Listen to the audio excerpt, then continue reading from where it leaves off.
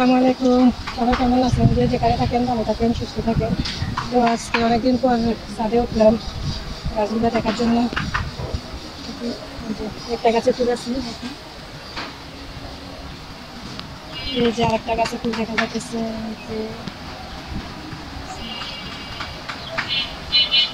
তো একটা জিনিস দেখার জন্য আনছি।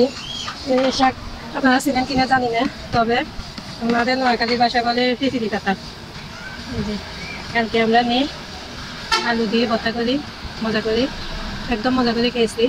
যে দেখেন, তো চলেন আপনাদেরকে আর গাছগুলা দেখাই। এটা আর একটা কি জানি গাছ উঠে, জানি না, কিভাবে বলতে পারবো এটা কি গাছ। তো চলেন দেখি। অসুস্থ হওয়ার পর থেকে আর ছাদে উঠি না। তো এখন আজকে উঠছি, অনেকদিন পরে উঠছি। তো এই যে দেখেন, এখানে একটা ফুল কোনো রকমই আসছে। গোলাপ গাছেও ফুল নাই, তো অনেক ফুল ছিল, আপনাদেরকে দেখাতে পারি নাই, অনেক ফুল ছিল।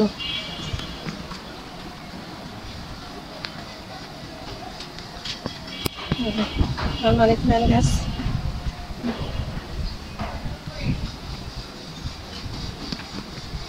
তুলসী গাছ,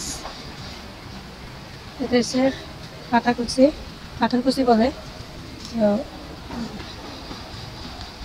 আসলে বর্ষাকালে কিছু কিছু গাছে ফুল দেয়, আর এমনি সাধারণত তো শীতকালে বেশিরভাগ ফুলটা হয়। ফুলটা দেখে খুব সুন্দর লাগতেছে।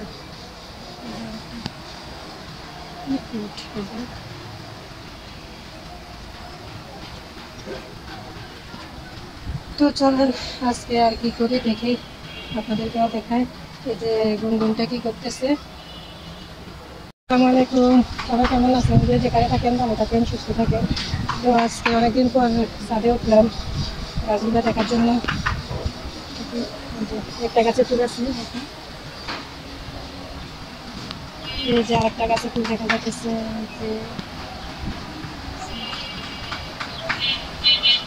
তো একটা জিনিস দেখার জন্য আনছি।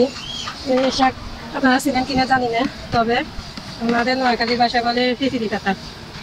এই যে কালকে আমরা নিয়ে আলু দিয়ে ভর্তা করি, মজা করি, একদম মজা করে খেয়েছি।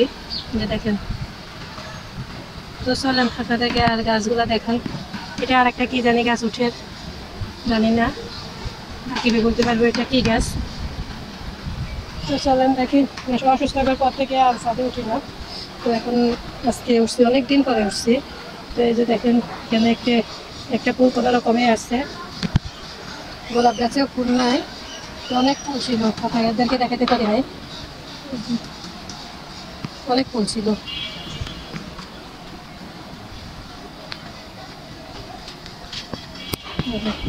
মানি প্ল্যান্ট গাছ,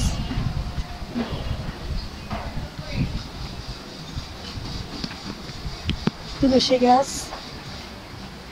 এটা হচ্ছে কাঁঠালকুচি বলে।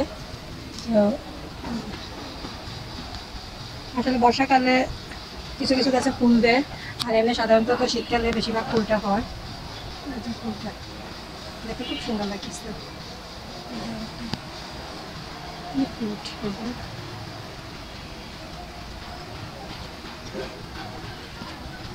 তো চলেন আজকে আর কি করি দেখি, আপনাদেরকেও দেখায়।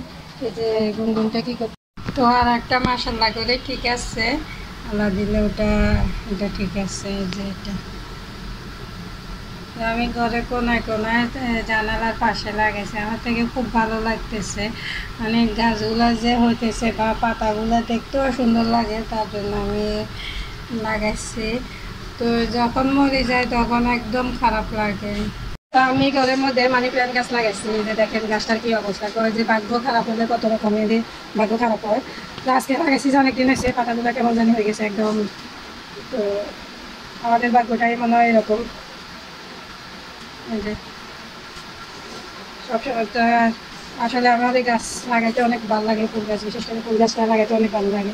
তো হইতেছে না, কেন জানি হইতেছে না, তাও বুঝতে পারতেছি না। তো অনেক যত্ন করতেছি, তারপরে হইতেছে না। তো দেখেন, এখন আমি চা বসেছি। তো চা বসাই আপনাদেরকে নিয়ে ছাদে গেলাম। তো চাটা হয়ে গেছে। এখন সকালবেলা চা না হলে হয় না। আসলে আমরা চাটা অনেক পছন্দ করি, 2 বেলায় 2-3 বেলায় চা খেতে হয়। তো এখন আমি চাটা রেডি করি। বড় মগে আমি চাটা আমারটা আমি বানাই নিয়েছি। এটা তৈরি করব, তো কিভাবে তৈরি করি দেখেন।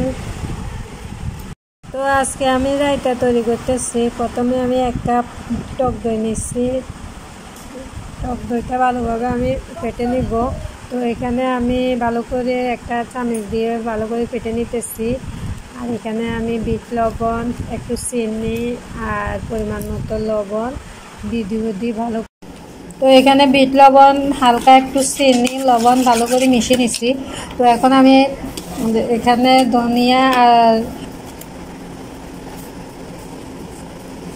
যেহেতু গুঁড়া একটু কুচি কুচি করে দিলে তাতে তাহলে করলে ভালো লাগবে না, তার জন্য একটু চাইলে আপনারা ব্লেন্ডারও করে নিতে পারেন। তো এখন আমি পাটা বাটি নিচ্ছি, দিয়ে এখন ভালো করে মিশিয়ে নেব।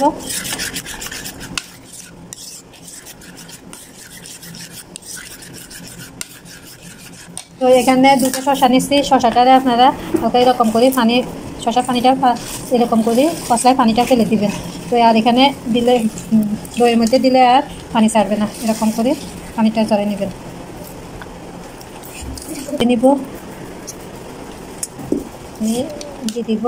হয়ে গেছে আমার রায়তা। জালের জন্য একটু দিয়ে দিব উপর দিয়ে।